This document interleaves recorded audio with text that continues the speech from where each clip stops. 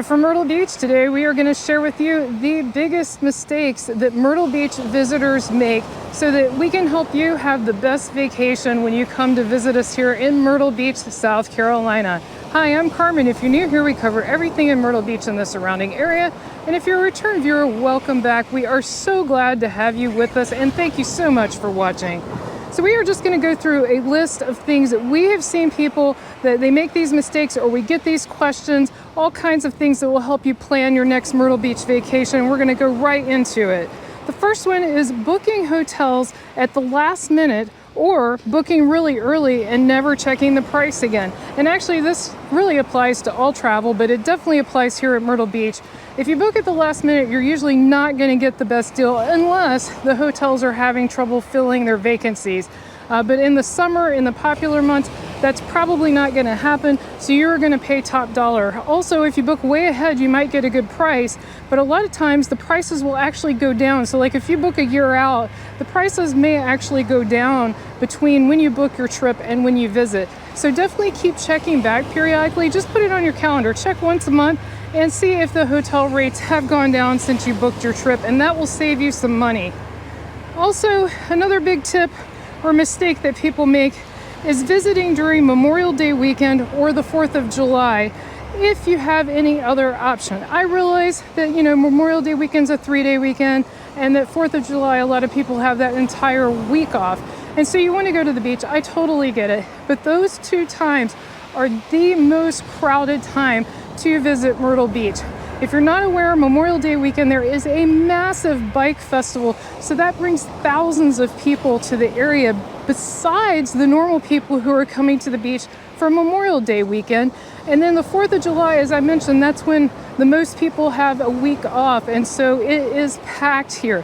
So just keep that in mind when you're planning your vacation. If you have some flexibility in your travel dates, our recommendation is not to make that mistake and come those times, and instead come at a different time when it's less crowded. If you'd like some tips on that, we're actually going to cover some of that in this video. But if you have to come in the summer due to school schedules or whatever, our recommendation would be June. However, definitely avoid the Carolina Country Music Festival. It's usually the first weekend in June, but otherwise June is a lot better than July. And also the second half of August is good if you have to come in the summer, although it is hurricane season, and we'll talk about that as well. Also, another big thing we've seen is assuming people coming in the spring and being upset because they assumed it would be warm in the spring. Now, this is all relative to where you're coming from, of course, but it is not particularly warm in the spring here. We can get a warm day here and there, but we're talking about March is pretty cold. April is one of those where you're starting to get a warm day here and there, but it is not warm, and it's not warm enough to swim in this beautiful ocean yet. And then May is when you finally start getting some summer-like weather. However, it's not even a guarantee in May. We've had some cool days in May, and we've had some blistering hot days in May this year. So that is something to keep in mind when you're planning your trip. I'm not saying don't come in spring, but just don't expect it to be warm. Don't be surprised if you need a jacket and long pants. It may not be the warm, balmy vacation that you're dreaming of. Another mistake is not checking hotel cancellation policies in the event of a hurricane or emergency.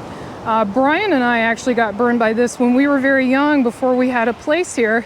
And if you're not familiar with us, we are locals here, but we had a vacation home here for 20 years before we moved here. And this is before we had our vacation home. It's when we actually stayed in hotels here when we were younger. And they had a mandatory evacuation for a hurricane, and our hotel gave us nothing. We lost all the rest of the money for our hotel stay. So definitely check the fine print, or stick with one of the major brands. When you stick with, the Marriotts, the Hiltons, I'm not recommending a particular one, just saying the big brands, that tends to be a little bit safer, and we have plenty of those here as well.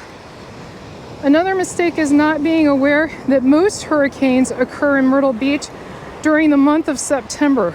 September otherwise is an awesome time to visit because it's hot. It's still hot. The ocean water is still warm for swimming, but it is statistically, historically, if you want to look at it that way, when the most hurricanes have hit Myrtle Beach specifically. The other two times there are more hurricanes besides September is the late part of August and the early part of October, before it starts cooling off. Hurricane season does run from June to November, so it can happen anytime. But I just wanted to let you know the most likely times, because a lot of people are not aware of that. And this is speaking specifically of Myrtle Beach, not other areas in the country. The next mistake is assuming the Boardwalk area is where most of the entertainment is, or going there after dark. Broadway at the beach and Barefoot Landing are better options. They have free parking and they have a lot more entertainment. I'm not saying there's not fun stuff to do on the boardwalk and that it's not a fun place to go. I mean, we're looking at the Skywell right now, fun place to go during the day, but our recommendation is make your stop there during the day. We do have a video on where you can park, including some free parking.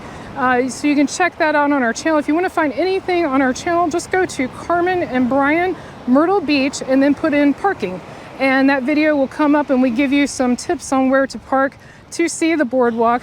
Definitely recommend checking out once while you're here during the day. But when you're looking for evening entertainment, our favorite pick's definitely Broadway at the beach.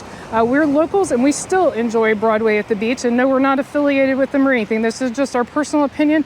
And there's lots of other places to go, not just Broadway and Barefoot. Those are two big entertainment districts, but there's a lot of other fun things. There's shows, other fun things to do at night here at the beach. I hear a lot of people in the comments, they come here, they only go to the boardwalk, and then they're like, that was it. So don't make that mistake, and definitely check out the other things that there are to do here. There's a lot of fun things to do here.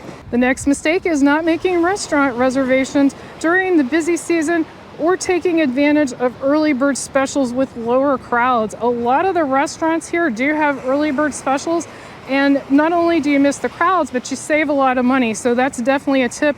Also, during the tourist season, definitely call ahead to your favorite restaurant and make a reservation. Like Sea Captain's House, one of our favorite restaurants, but you definitely want to make a reservation there, especially if you're going in the evening. Also, a big mistake we see people make is falling into the pattern of beach first, attraction second. Now, if that's what you want to do, it's your vacation. You can do whatever you want. But our tip would be to do the attractions first. So go play putt-putt, or go to any of the Ripley's attractions, or ride the Skywell, whatever you want to do.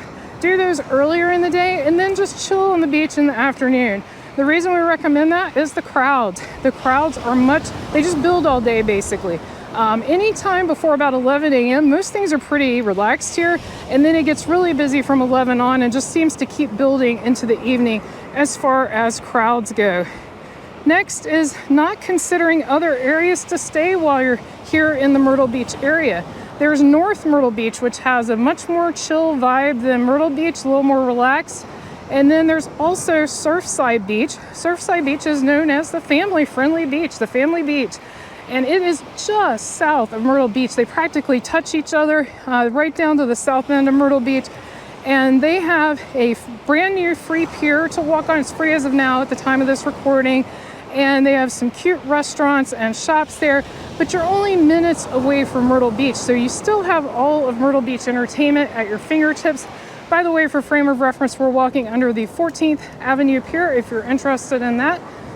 And also there is Garden City Beach, which is just south of Surfside Beach. And then there's also a bunch of other areas you can stay here too. I'm not going to list them all, but that is definitely an issue we see. And while we're talking about other areas, another mistake is missing some of the sort of hidden gems that are a little off the beaten path. One is the Myrtle Beach State Park. It's a beautiful park that is just south of Myrtle Beach. It's actually in the county, not in Myrtle Beach. And then also to the south is Brook Green Gardens, which is a massive botanical garden. It's a zoo. They have all kinds of stuff there. It's amazing. You should definitely check that out. And then also Huntington Beach State Park, which is right across from Brook Green Gardens that I mentioned. It is a gorgeous park with over 400 species of waterfowl, alligators. If you want to see an alligator in the wild, that's a great place to go. So that's another mistake, missing all those things, because it depends on traffic. But if you're staying here in central Myrtle Beach, right here by the Skywell, let's say you're staying here, it would probably be a 30-minute drive in the summer with traffic. It might be longer, it might be less. It just depends on traffic. But it's definitely worth checking out, and especially if you want to get, again, off the beaten path, get some nature and get some fresh air. And Huntington has some of the most beautiful beaches in this area. Another mistake we see people making is not checking TripAdvisor or other hotel review websites before booking a hotel.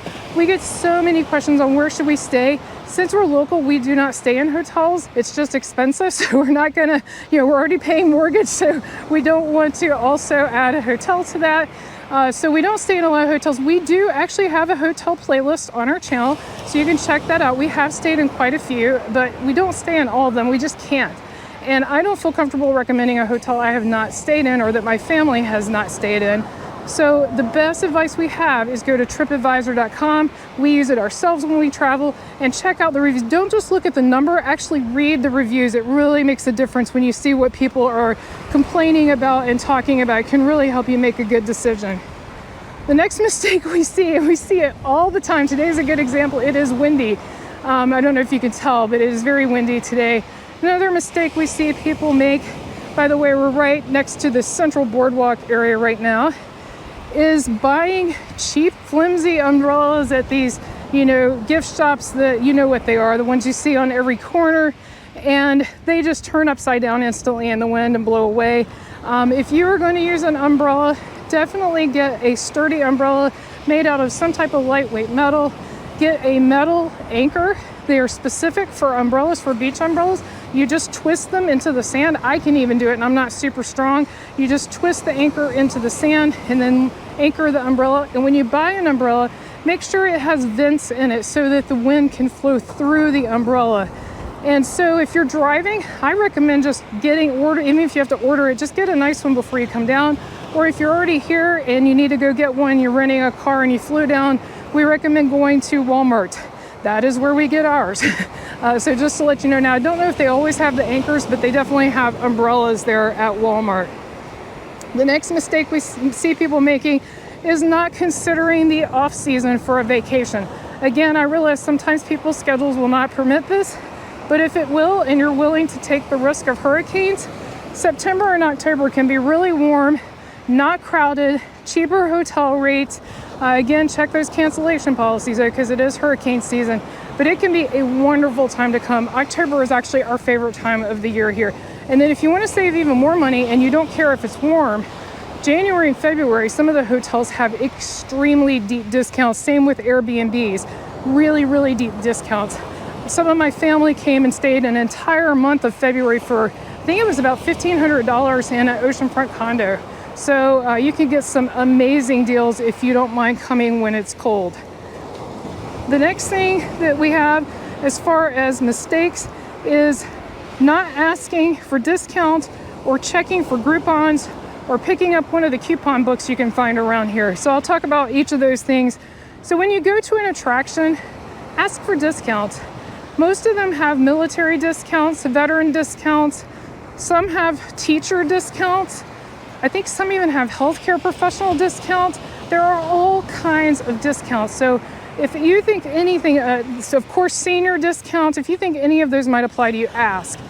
For example, my father, who's a veteran, got an incredible discount at Ripley's Aquarium here. So do not be shy about asking. They do not always post them, so you have to ask. It never hurts to ask.